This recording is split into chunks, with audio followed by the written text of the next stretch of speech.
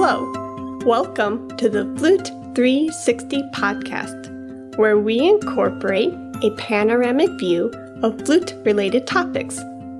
I am your host, Heidi K. Begay, and this is episode 109, Musical Insights from My European Residency, Part 1. Today's sponsor is brought to you by J&K Productions.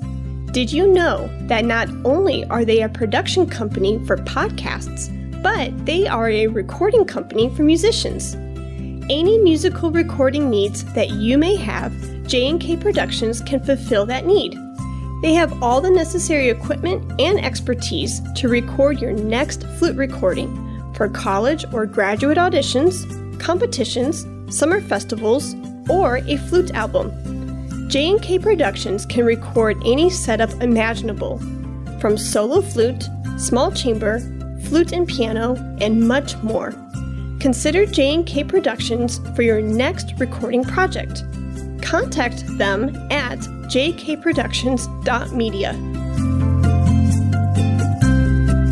Hi everyone, welcome back to another Flute 360 podcast episode. Thank you so much for tuning into today's episode, and I so hope that the content that I deliver today helps you along your musical journey. Before I get into today's content, if you have not followed me yet through Instagram, Facebook, Twitter, or LinkedIn, check me out on those social media platforms so that way you don't miss out on any podcast updates. If you do follow me on Facebook, Instagram, and the like, thank you so much for your continued support. As you might have read in my recent post, I mentioned how time is slipping by.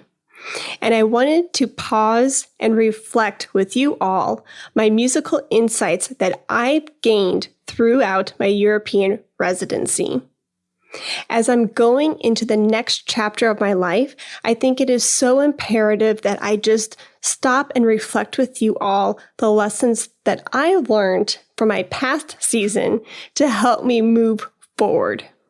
I say this because this is my overall intention of Series 23, which will be episodes 109 through 112.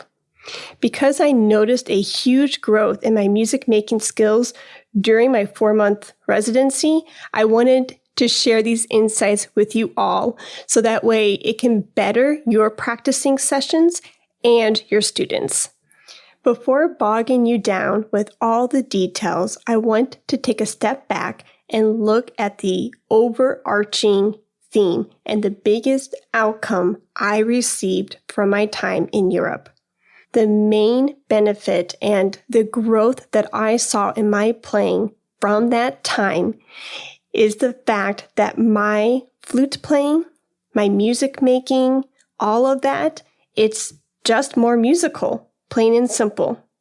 What do I mean by being more musical? Well, my playing, I feel, has more life, energy, emotion, character, magic, and spirit.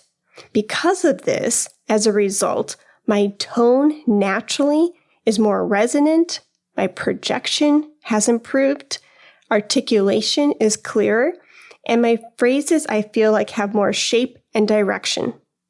If these are areas that you are struggling with, perhaps today's tips and next week's tips can offer you some hope and guidance along your path. Now you may be asking, how do I do this? How do I go about this? And I'm glad you asked. I'm going to offer you some steps in order to achieve a more freer, confident, emotion-filled performance. But granted, take these steps with a grain of salt. These are things that helped me during that season of my life, and hopefully they can help you. First, I would like to say that during this time, I had scheduled a lot of international recitals. It was great. It was great to have a long-term goal, but like most of you know, with graduate recitals, undergraduate recitals, jury tests, and the like, it can be overwhelming. So when I thought of these recitals, I got excited, but at the same time, I felt the pressure. In order to achieve the amount of repertoire that I wanted to perform in such a short amount of time, I knew I had to practice about 3 to 5 hours a day. So when my practice time came to practice those 3 to 5 hours, I would choke. I would get all stressed out and it would not be a fun time for me at all.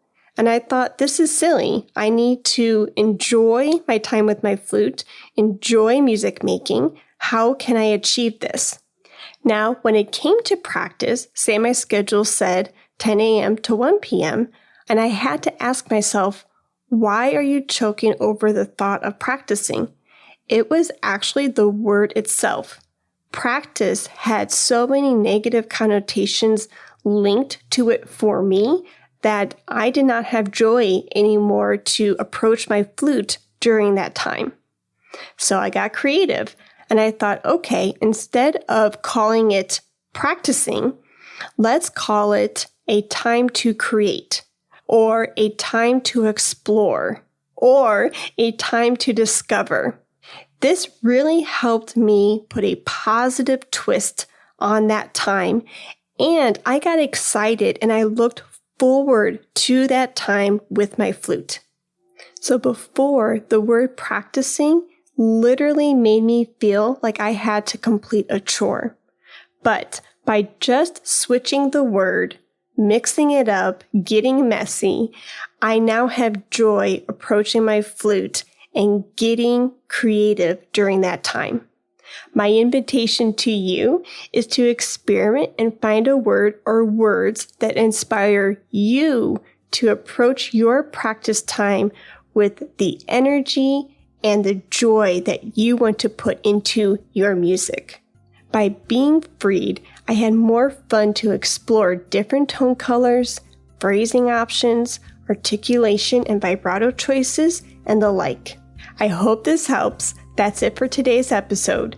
Tune in to next week's episode to hear more musical insights that I gained from my European residency.